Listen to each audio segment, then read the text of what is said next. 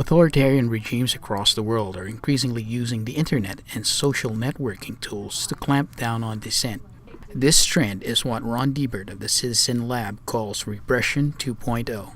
I think that, based on our own research and some of the things we've found engaging in documenting internet censorship and surveillance worldwide, we've noticed over the last 10 years a growing number of countries are intervening in cyberspace for various reasons. Some want to control what they perceive to be copyright violations, or maybe they're engaged in the fight against terrorism, and some want to control or limit opposition and human rights groups that are meddlesome for regimes, especially authoritarian regimes.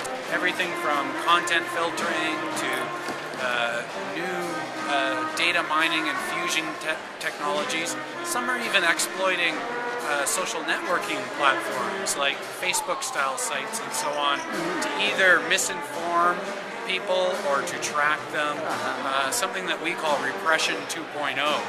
So I think this goes against the conventional wisdom that a lot of people have about authoritarian regimes like China or Iran. Very slow, they're cumbersome, and so on. In fact, we've seen them to be quite nimble and very effective at exploiting the very same technologies we use to infiltrate and disable adversaries. The market for cyberspace control technologies is really being driven right now in the West, in the United States, Europe, Canada. We've tracked how across the world filtering technologies that are used in places like UAE, even Iran, in the past Tunisia, Yemen, Burma, are supplied by companies from Silicon Valley.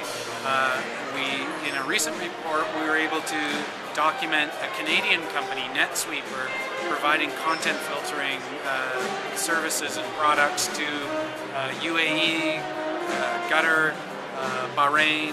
And in those countries, the type of content and filtering might be surprising to many Canadians. It includes gay and lesbian information, human rights groups, political opposition, and so on. So there's a market for these technologies that many companies in the West are jumping into. From the Mesh Conference in Toronto, this is Nestor Arellano reporting.